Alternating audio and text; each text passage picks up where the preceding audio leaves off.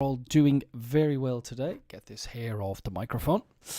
It's Friday. It's morning coffee, 8:30 to 9:30, in association with Elica Formación, tailor-made solutions for your business. Ele Formación Consultoria. So what are we going to be looking at today? How can I help you with your English today, Friday, 4th of November? Correct, 4th of November.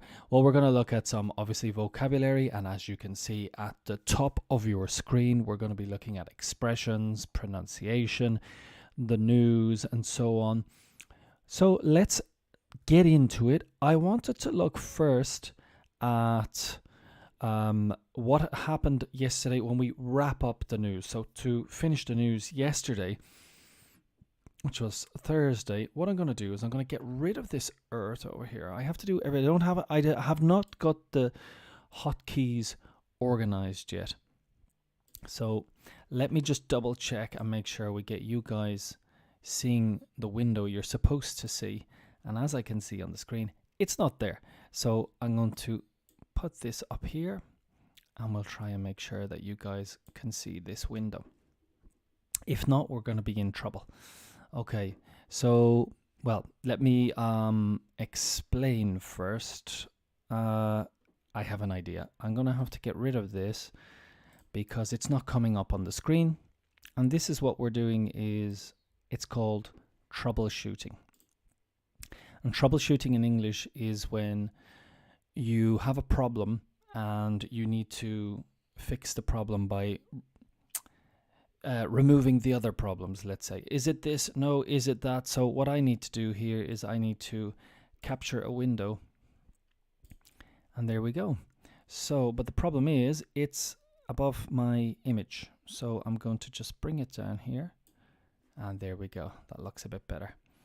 Okay. And then I'll put this over here. Okay, so that's the... There we are. We got it done eventually. Okay. And I'm a technophobe. Thank you very much. I don't even... let me raise this up here a second. I'm doing all of this. Well, this is troubleshooting. So it's what we call... what's the word I'm looking for? Yeah, when you eliminate problems, okay, to see what the real problem possibly is. So, okay, there we go. Okay, great to be here with you. I've got my coffee. Very much needed in the morning time. And we're going to see what's happening on the Thursday wrap up before we get into what happened when we were asleep. So let's jump over. Let's make this big. And I have to make my camera smaller. I'm all over the place this morning. So I want you guys to be able to see. I'll make myself smaller here. Nice and tidy in the corner. And we're going to look at what happened yesterday. Okay, let's make it big for you guys. So TikTok staff in China have access to European user data. TikTok has admitted that its privacy policy means some staff in China have access to European user data or data. Data being more common nowadays, I would say data. Owned by Chinese firm ByteDance, TikTok said it followed methods that are recognized under GDPR.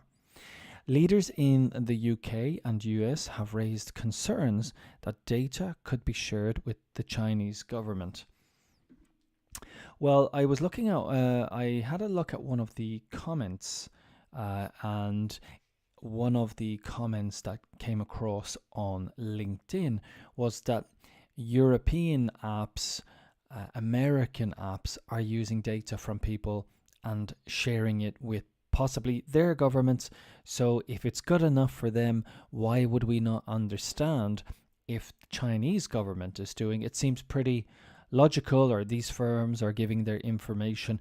I'm not really sure that we can trust anybody. And I essentially feel that if you are on the internet, if you are using the internet, or if you are using apps, your information is going to be given to third parties.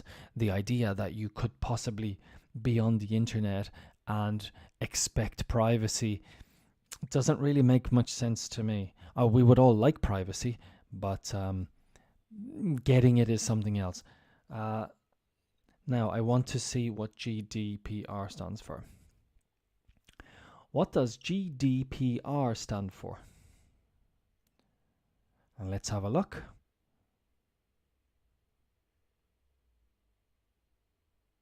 General Data Protection Regulation. It is a European Union law and replaces the Data Protection Directive. TikTok said it followed methods that are recognized under General Data Protection Regulation. Okay, that's what TikTok are doing. And it's owned by, sometimes we say the parent company is ByteDance. The parent company of Google is, I had it a second ago, Alphabet. The parent company of Facebook is Meta. Online dating. Tinder sees rise in paying users despite cost of living squeeze. So squeeze is when you squeeze something, squeeze orange juice, squeeze a lemon. And often it is used in this case as in difficulty, cost of living squeeze. Everything has gone up in price now, and sometimes we say we're feeling the pinch. Dating app Tinder has seen a 7% rise in paid subscribers from July to September, even as living costs continued to go up. Its owner or parent company, Match, said it had 16.5 million paying users globally across all its dating apps. But despite user numbers growing, it noted that people were spending less on in-app purchases. In-app purchases are when you have an application, generally it might be for free. They will offer you things to buy, upgrades, maybe access to different users, things like this. For example, if you're using Tinder, it could be free to use, or maybe there's a subscription, okay? And then an in-app purchase could be you get access to see people that are very near you. So you would have to pay more for this. So it's an in-app purchase. It's a purchase, something you pay for in the app. Okay, people were spending in-app purchase. I wonder what the reason is. Is this because it could be cultural? Maybe people are going out less. Is it because of the economy? I suppose Tinder would have an idea. It seems to be, but it's interesting. As the cost of living becomes more expensive, some people are benefiting from this, and Tinder is one of the applications benefiting. Let's move on to our next story. Communication, how remote co-workers can avoid getting their wires crossed. Right. Communication is a leaky process, says manager Professor Catherine Crampton, and it's even trickier in remote teams. To avoid misunderstandings, she suggests sharing important information via calls instead of messages, organizing in-person meetings on occasion, sometimes, and always assuming best intentions. Yeah, I suppose so. That's why we spend so much time on emails and wondering, what will I put at the end of this email? What if they think like that I'm being passive aggressive, or I'm being impatient, or I'm being rude? And writing is more, it can be difficult to, and especially if it's your second language and you're sending it in English, why not try and organize a call? But again, I agree with this, but it does seem that it's becoming more difficult to call people nowadays. Calling, and we did a joke on it the other day. It's seen, can be seen as aggressive. People get anxiety when the phone rings. The younger generations. In my case, personally, I find when I have to call younger people, or if I call them, out of the blue, just like this. It's unexpectedly out of the blue. The phone often is not answered, and then very quickly I'll get a WhatsApp with some sort of like, oh, but I get the feeling that it's aggressive, and this might seem ridiculous perhaps to people of my age. I'm 44, or people older, but yeah, it's a tricky situation. But then again, of course, the emails are tricky because you don't know what to put in them, and in the end, we all end up confused. Personally, I definitely agree with this. I think if you can develop a relationship with your remote colleagues, you're working at home, they're working at home, and you just say, hey, look, I'll give you a quick call in 10 minutes, or I'll give you a quick call, and you get used to this, I think it can be much better because you create that kind of bond, or that connection with somebody face to face. I have classes, and I do find it different. It's okay, but I'm talking to some students, and we are face to face on the camera, and maybe some other participants are with their camera off for whatever reason. Maybe there's no camera, but it creates a bit of a distance. Interesting point. Okay, but of course, emails can create misunderstandings, and perhaps you being a foreign person, you might directly translate from your own language, and that can be misunderstood. So one of the things that I was talking about the other day of being misunderstood is the expression of course, where it can seem quite innocent to say of course. It depends on how you use it. So if you're talking to someone face to face, you'll get the idea that, okay, they meant to say. What I'm trying to say here is, and I'll give you example, is the meeting, are we going to meet tomorrow? Are we going to meet tomorrow in the morning then? And the foreign person says, of course. Well, to me as a native, that means I should know. It is logical. It has been organized. But perhaps for the foreign person, it means sure. And my feeling then when someone says, of course, out of context can be, of course, how do you not know? Were you not listening? Are you stupid? Or, so to not get your wires crossed, cables cruzados. I agree. Yeah, I'm rambling. I'm just going on. I need, maybe the coffee is kicking in quickly. Let me have some more.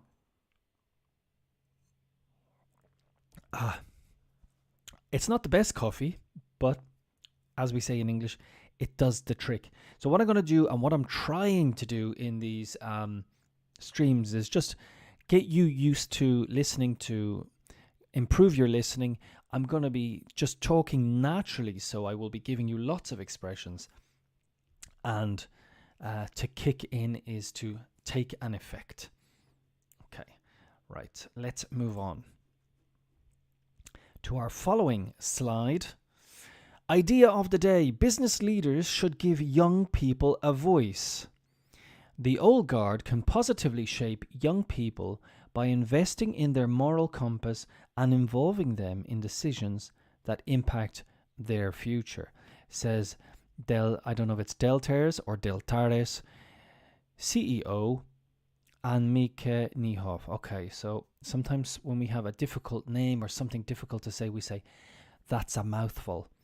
So but yeah, nowadays there's so many foreign names. Gotta be careful with this word foreign name, because even that can sound a bit politically incorrect in English to say foreign, strangely. So I should say names from abroad, or names I'm not used to. Need to be the English world is quite politically correct, especially in business. Need to be, and it might seem silly to you guys. It seems silly to me sometimes, but we do need to be careful. So perhaps instead of saying foreign, I should have said unfamiliar names, name from abroad. I know it's silly, but that is the world we're working in at the moment. The best thing I can still do about the climate legacy, is to build a well cooperating, smart, creative, diverse, and ethically driven community of young people who can take charge of their own future. Okay. Diverse and ethically driven. That's good. That's good. I had a problem the other day. I'm a regular person, and we talk about ethics and being smart and creative. I would love to see a creative, and many of my students in this case, a smart and creative way that we can just get rid, as in not use anymore, plastic. I think I'm a regular person. I'm kind of an armchair activist. Okay, I'll sit on my chair, my armchair, my sillon, and I will complain. But I'm not the type of person to get out onto the streets and say, no more plastic, no more plastic. So I believe personally, as an armchair activist, a lazy person, I would love to see the government, or I would vote for a government who says, we are not going to accept plastic anymore. We are going to just use completely recyclable products, or you have to bring your own bags. I don't know, but plastic is obviously very bad for the environment. It still continues to be made in incredible amounts, and I would be quite happy as a normal person who doesn't do anything to accept that, rather than try and make a small difference. I would vote for a government that would say, we're not going to use plastic anymore, it's gone, and just have a why. I was very happy, I remember when I was growing up in Ireland, where our government said, that's it, no more plastic bags. If you want a plastic bag in a supermarket, you're going to have to pay money for it. And it was quite high. It was maybe 10 cent.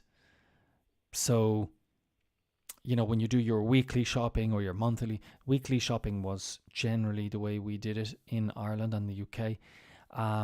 You'd need maybe, who knows, like if you have a family, like 10 bags or more. So it's quite a lot of money. So it could have been 10 cent, 15 cent. And so everybody began to use just regular bags that they had at home, like backpacks, any bag. And I thought that was great. I thought that was absolutely great. I think we can find a solution. We have the problem, we'll create the solution. That's my 2 cents. I'm coming fast and furious with the expressions. There you go, another one. My 2 cents is, that's my opinion, and Fast and Furious is like, you probably know the films, but I'm coming fast and furious with the expressions today. Coffee, morning coffee with me, James O Reilly, 8:30 to 9:30 on Mondays, Wednesdays, and Fridays. And I'm going to have some more. Like I said, not the best, but it does the trick. Moving on. Last one. Today's debate. Is your job toxic or just not right for you? Victoria McLean, CEO, City CV. Before you can really know what a healthy work environment feels like, you must first understand what you value at work and what you actually want out of your career. Okay. Then we don't know what what a healthy work environment feels like. You must first understand what you value at work and what you actually want out of your career. Okay, if you determine that there is a misalignment between your goals and your job, that may very well be the root cause of your negative feelings. Yeah, it's debatable. Because many people are in their jobs because they or maybe don't enjoy their jobs because they just don't. We say we talk to people and we say, what is your ideal job? What is your dream job? It's often not what people are doing. It's often not attainable. And I would say a lot of people, most people are stuck in jobs because they have other priorities. They have to pay their mortgage. They have children in school. So while I agree with this to a degree, misalignment between your goals and your job, that may very well be the root cause of your goals and your job. Yes, possibly, yes. I don't know. Let me know how you guys feel, but I do feel a lot of people are unable to leave their job because of fear of not finding another job. It pays the bills. It pays the overheads. The overheads are your bills at the end of the month. But perhaps, maybe people should try and find something else. It's quite possible. Before you can really know what a healthy work environment feels like, you must first understand what you value at work and what you actually want out of your career. Yeah, so maybe people need to take a look at themselves. It is a debate topic. Like I said, some people would say, I'm just kind of stuck in, I have to pay the bills. Okay. Let's get out of here and let's have a look and see what was happening while we were sleeping. These are getting bigger now. They used to be quite small. France, North Korea, Spain, Salvador. The news of the night. Let him return to Africa. The words of the elected RN shake the National Assembly. Okay, I'm not going to look at that. Okay, give me some short stuff. Okay, Korea fired nearly 80 shells. That's the 4th of November. Okay. The South Korean military said it detected the shots in the sea shortly before midnight Thursday, which it said constitutes a violation of the Panmunjom Declaration signed in 2018. A few hours earlier, Pyongyang had already launched several ballistic missiles. That was reported by the Japanese channel NHK. These firings come just after South Korea announced the continuation of military air exercises with the United States. Okay. Business as usual for North Korea and business as usual for South Korea. North Korea fires missiles and South Korea practices war drills. Very uncomfortable situation in those countries. Maersk unveils a gigantic green methanol project in Spain. Okay, this is where we are. Let's have a look.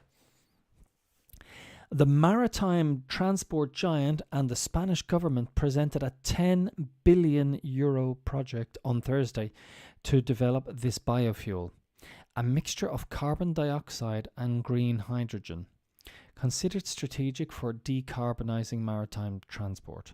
Okay, good news. This pioneering project, which should begin following technical studies in the second half of 2023, should result in the creation of 2 vast green methanol production sites, one in Andalusia, the other in Galicia, with key to the creation of 85,000 direct and indirect jobs. Good news for Spain. The project will benefit from European funds, and the Spanish executive does not exclude participating in it as an investor, which would be a novelty. This comes from El País. Produced using renewable energy sources, green hydrogen is currently booming in Spain. Booming is when it's having great success. A country where the sun and wind are abundant and which is seeking to establish itself as a key player in the energy transition in Europe. Good news for Spain. Yeah, I was more and more you hear about Spain being an energy leader in Europe, so it's fun. That's great. Super news.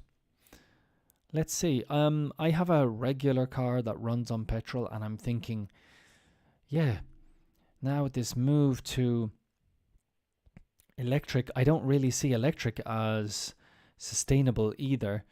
And I'm wondering if there are alternative renewable or green types of fuel.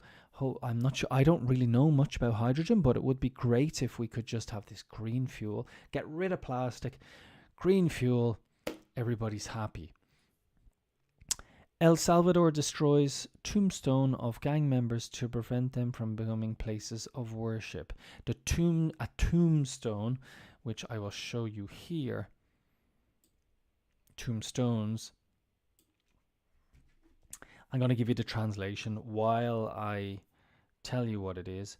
Tombstone is when in the graveyard where dead people are, it's the stone that comes up from the ground. T-O-M-B. Well, a tomb is tumba, and a tombstone, lápida, or piedra sepulcral. I'm not sure which one. Lápida, piedra sepulcral, tombstone. The B is silent. So in El Salvador, there is no place for terrorists. Deputy Justice Minister Osiris Luna wrote on his Twitter account on Thursday. He accompanied his message with several photographs showing tombstones bearing the inscription MS-13. MS-13 is a gang which originated in Latin America or South America. Again, Latin America and South America in the English world, I need to be careful how I say this, because Latin America might be acceptable, but then it could be later considered politically incorrect. So I'm not entirely sure about that. I think Latin America is okay to say. As I said, the English world is a bit strange. There's a lot of people that are very considerate, politically correct. They want to say things correct, and this changes all the time. An example would be, let me finish this and I'll tell you. MS-13, an acronym for the Mara Salvatrucha gang. Mara Salvatrucha, one of the most violent in El Salvador. According to The Voice of America, around 60 inscriptions were demolished in the Santa Tecla Cemetery, one of the largest in the country, before All Saints' Day, Todos Santos.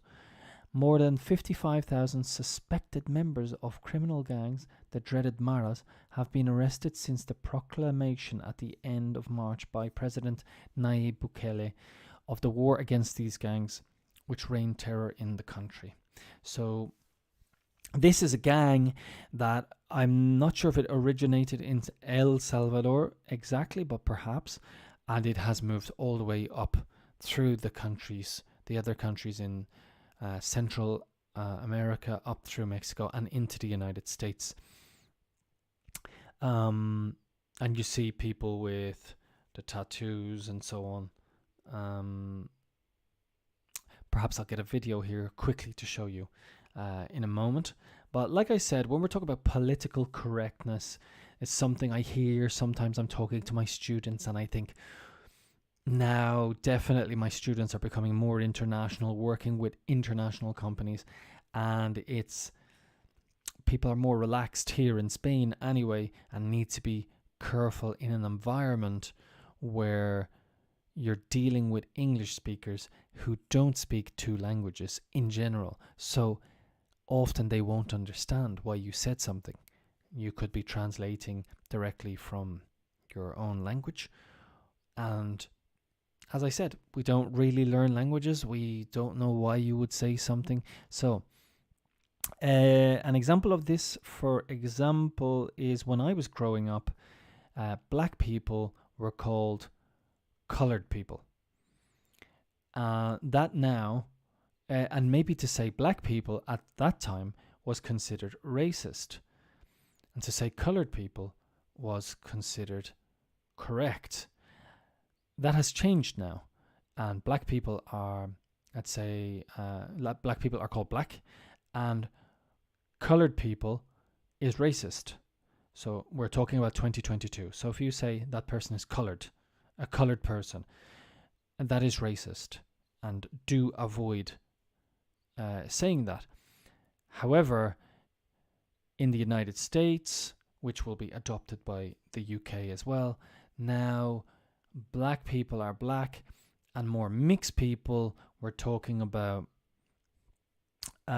maybe people from Asia, people from the Indian subcontinent, people from South America, is people of color. People of color. That is the correct terminology. Again, in 5 years, trust me, that will change, and you need to keep up to date with this type of thing. It's very important to be in the workplace, to be politically correct and try not to offend people.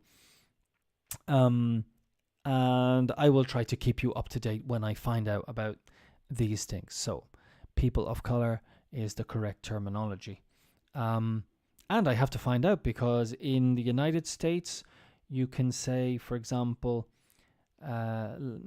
Latinx was a term used for people from South America or Central America, North America, Mexico. So that's for another day. But political correctness, unfortunately, is people are more relaxed in this country, maybe more relaxed where you are, but in the United States and England, we say a minefield. You need to be very careful how you address people. Nobody is safe from people getting offended. That is the news roundup in the morning. Let's get on to something a bit more relaxed. We're going to look at our idiom of the day and the ups and downs. It's a very common idiom in English, the ups and downs. It is, let me go and tell you now. The ups and downs. Let me just get back onto the page, okay. Meaning, if you talk about ups and downs in someone's life or during a period of time, you talk about both the good times and the bad times. So, typical example might be marriage. Every marriage has its ups and downs. Every relationship has its ups and downs. For example, she'll have to learn to cope with the ups and downs of life in the public eye, like other famous people do. When you're in the public eye, you are a public figure. You are somebody who is on TV for whatever reason. You're a famous person. You're a politician. People know you. Another example, he's successful now, but he experienced many ups and downs early in his career. Okay, good and bad times. Basically, ups and downs is good and bad times. So in your life, you'll have your ups and downs. Phrasal verb of the day. Here we go. Let's get in here. Run against. Meaning, to compete with someone in an election. We just had Lula run against Bolsonaro, for example. John McCain ran against Barack Obama in 2008. In the 2008 US presidential election, and he lost. Run against somebody. There's no point running against the president of this country. The elections are not free and fair, and the same man always wins. Yes, you see some countries, for example, I think, don't they have elections in North Korea, for example, where they just pick someone? And they say, okay, you're going to run against me. And it's like, okay. And then the leader, Kim Jong-il, will just, or Kim Jong-un, I can't remember, will just win with like 99.9% of the vote. So it's a waste of time running against him. To run against. Okay. Often these have different context meanings. So in this context, that's what it means. Slang of the day. Let's have a look. These come from English Club, by the way. Ataidas. Okay, so you can see from the chili, it's slang, and it's not so rude. Okay, we have one chili lit up here in red to light up to it's lit up. If we have 3 chilies, that means it's quite rude. This one's not so rude.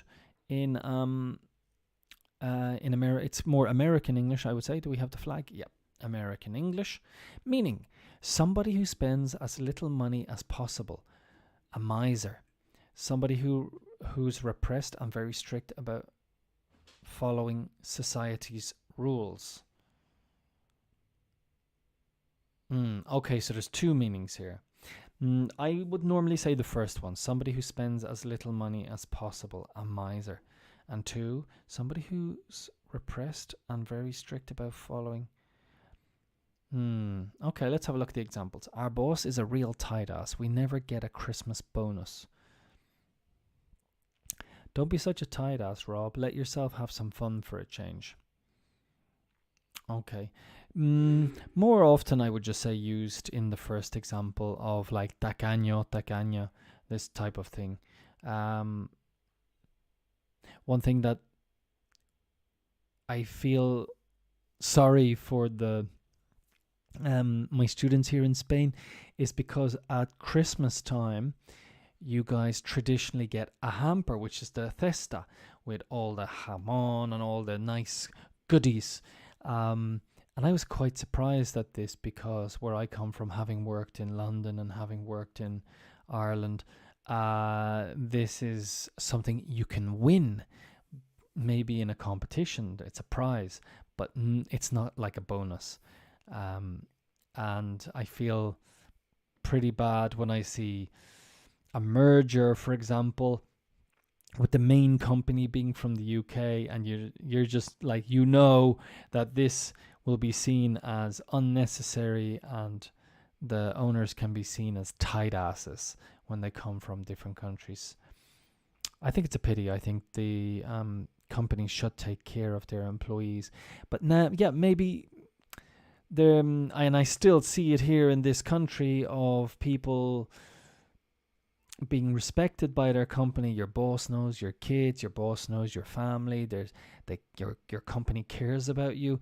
I really think, though, that from where I'm from in the north and the UK and this area, that is something that can possibly happen. It can, but it's becoming rarer and rarer, more and more rare.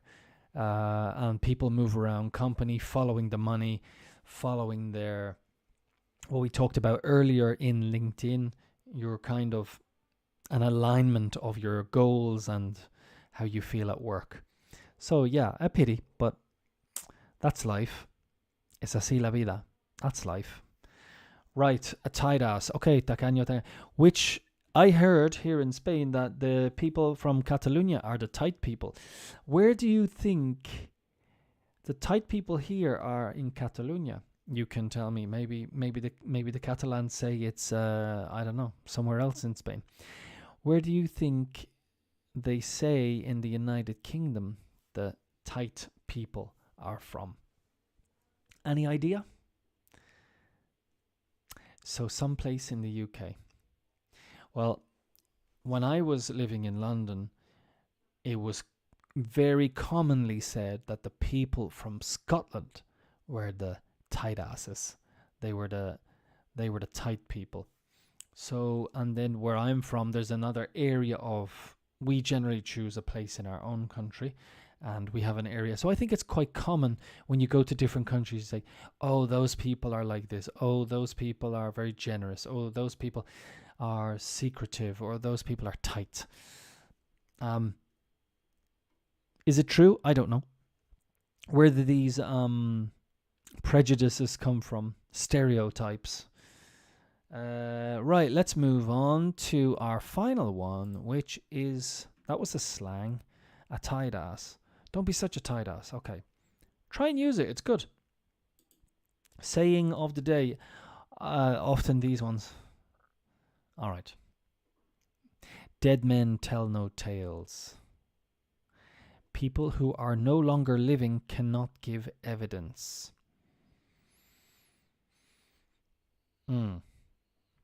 Note, telltales, to tell tales equals talk or gossip about something secret. Well, when we were kids, or as a parent, you might tell your child not to, if, right, tell tales is maybe to go and tell the teacher about something. Oh, Mark broke something in the classroom. And then the other kids would say, "Oh, you're a telltale." They would accuse. After about the age of maybe 9, they start. It's not good to tell on your other classmates. So you would be labeled a telltale. She's a telltale. He's a telltale. And then your parents would say, "Don't tell tales in class because you'll become unpopular." And then I remember it was in school, telltale tattler, buy a penny rattler. A rattler is like for a baby. So you're like a baby if you tell tales. Telltale tattler, buy a penny rattler. So this one, dead men tell no tales. You might see it in movies, in the sense of it's better to kill someone because they can't tell the police. So you'd see it in movies, in novels and stuff. Quite like dead men. It's like, why did you kill him? Dead men tell no tales. This kind of thing. So dead men tell no tales.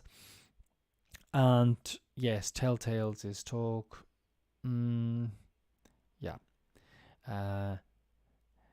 Most common in this type of thing in books and films, and also for kids. Don't be a telltale. Okay. As you get older, in the UK, it becomes a snitch if you tell the police, or if you tell people, for example, if you tell police maybe on a criminal, or you could be known as a snitch, a grass, a rat. These are the in prison, if you do something in prison and you tell the guards, you're going to be in trouble with your inmates. Inmates are the prisoners, and they'll say you're a snitch, you're a grass, you're a rat. Those 3 are the adult ones, especially snitches maybe more United States, grass more UK, and rat universal, Australia, everywhere. It depends. So you'll see it if you watch Netflix and you watch these films. If there's any prison films, you're going to see it there. But kids, telltales, and as you get older, snitch, grass, rat. All right. Where are we? 1:15 on Friday.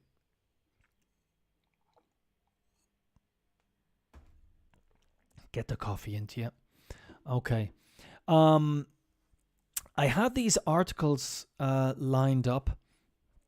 And this is one.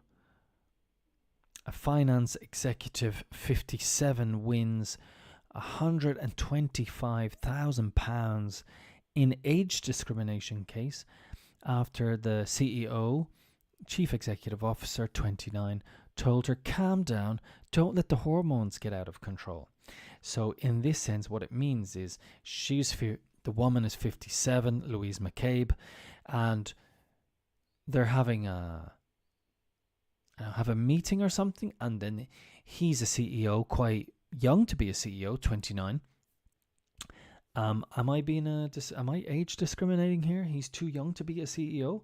Well, he told her to calm down and don't let the hormones get out of control, which basically means like, oh, relax, you're probably going through the menopause, you're not in control of yourself, you're getting old, and so on. So in April 2020, the firm's CEO, Jack Williams, made the comment to Mrs. McCabe. MRS means she is married, and it's pronounced Mrs. It's nothing related to it's not related to the letters MRS, and I will highlight it here. MRS, Mrs. which means she is married. Mrs. McCabe made a note of the comment before taking a discrimination case. An employment tribunal in London awarded the finance executive $125,000. Okay, so people are very sensitive, but this was a case of age discrimination where a younger person is saying you're getting old, you can't really control yourself. And then often it happens as well to younger people. Oh, you're too young to understand, you don't have the experience, how could you be a CEO?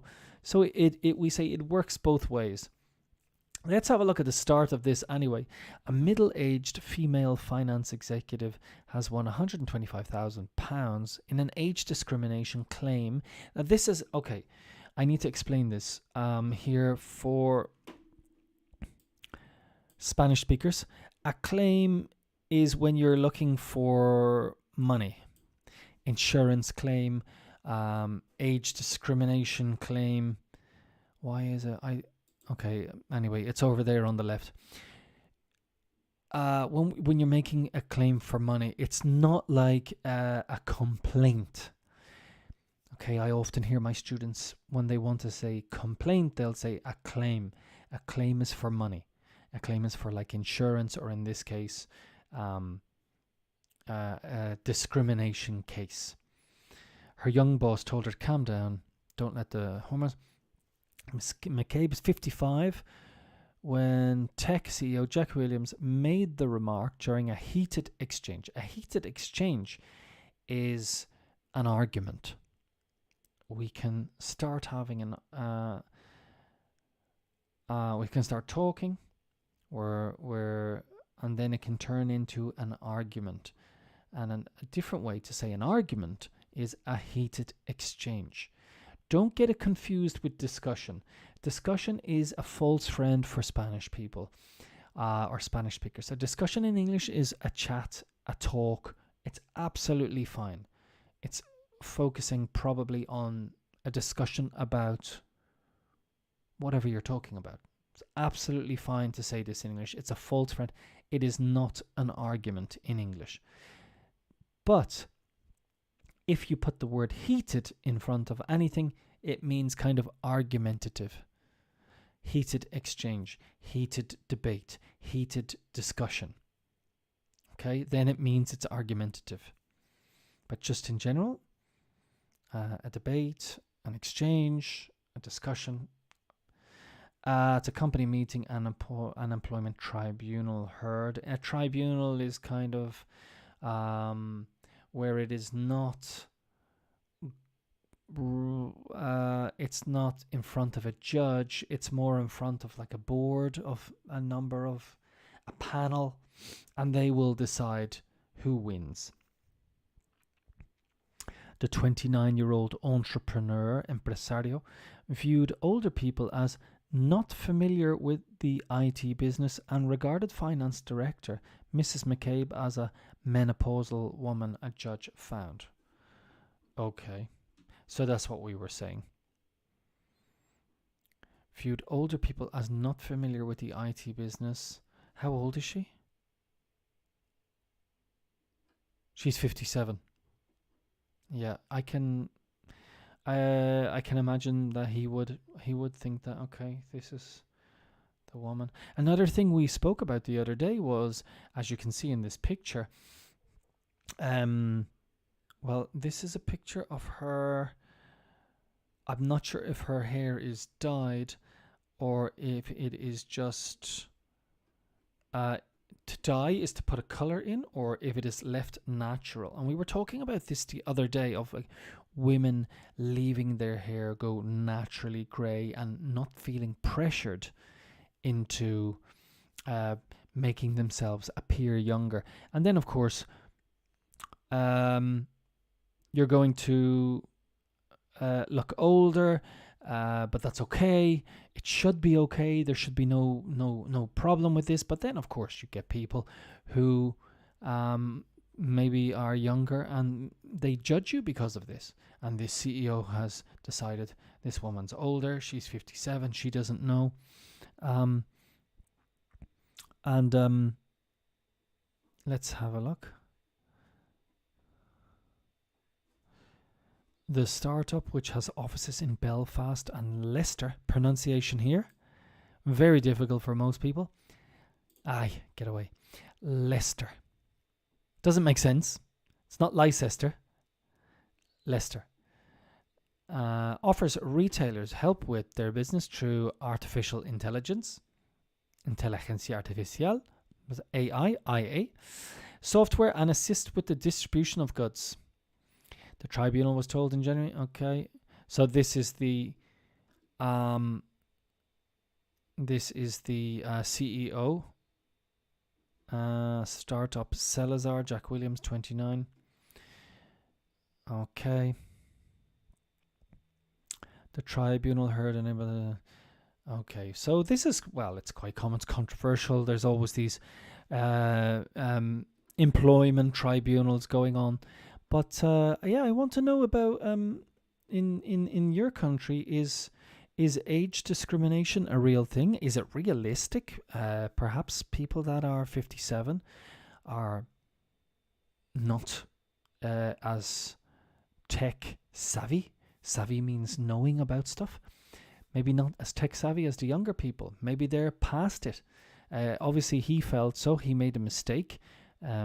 Even if he felt it, he should have been more polite and careful. And now he's found himself losing 125,000. I don't know what happens in these cases. Does the woman still continue to work there? Or is she given a kind of golden parachute, like fired and then they pay her lots of money? I'm not entirely sure. But you see a lot of these cases now in the UK, and often when people are fired, they bring the company to court for like racial discrimination, age discrimination, some sort of discrimination, to try and get more money when they leave. So that brings me on to something I wanted to talk about. Let me just bring this up here, if I can.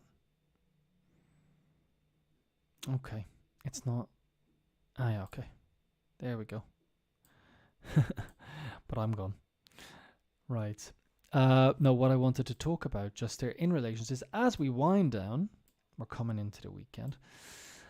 I wanted to ask you guys, what do you think about what was it? I was thinking about it. Yes, accentism. So we have here age discrimination, but what about accent discrimination? In your country here, for example, I was reading an article yesterday in the Guardian newspaper about people wanting to change their accents and being expected to change their accent. And let me put that over here. As I said, Elica Formación Consultoria. Have a look. elicaformacion.com. Accentism. In the UK, the accent that is acceptable, or because where the elite have gone to school and so on, is considered to be in the south of England. And in the north, it is considered less educated. One of the words they used was not less ambitious. Less ambitious. And on the good side, it's considered like more friendly, more trustworthy, but it's considered less ambitious, less intelligent, and that's what it's like in the north of England.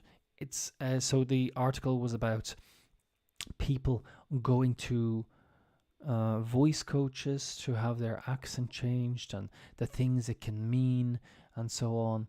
And I'd like to know in your country where that is. I might have touched on this before, actually. In Andalusia, for example, it's not as common to hear perhaps a president of the country or having that accent, and it's kind of considered friendly, nice. Oh, tell me a joke, I think.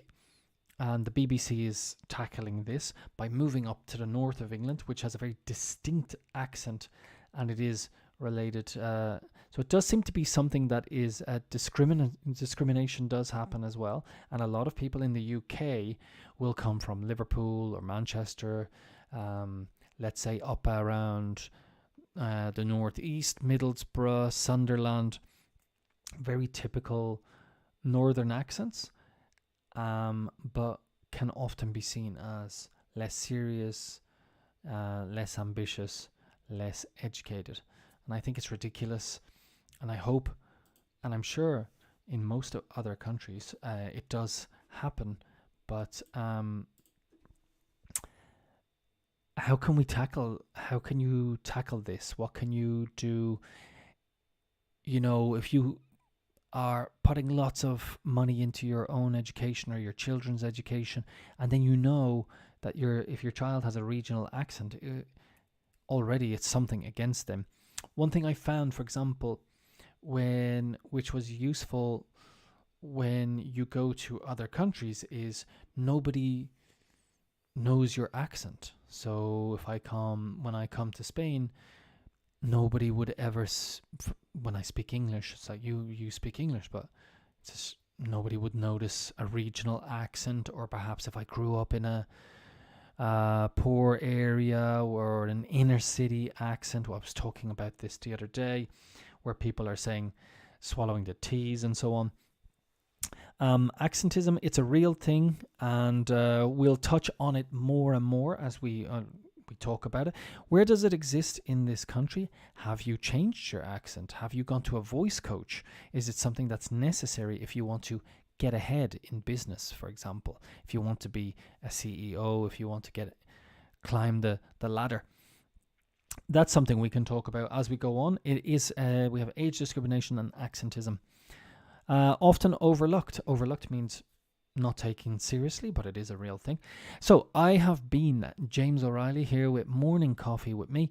I hope you all have a fantastic weekend. And I shall catch up with you guys next week. So have a brilliant weekend. Been great talking to you. Any comments, let me know. And I'll see you next week.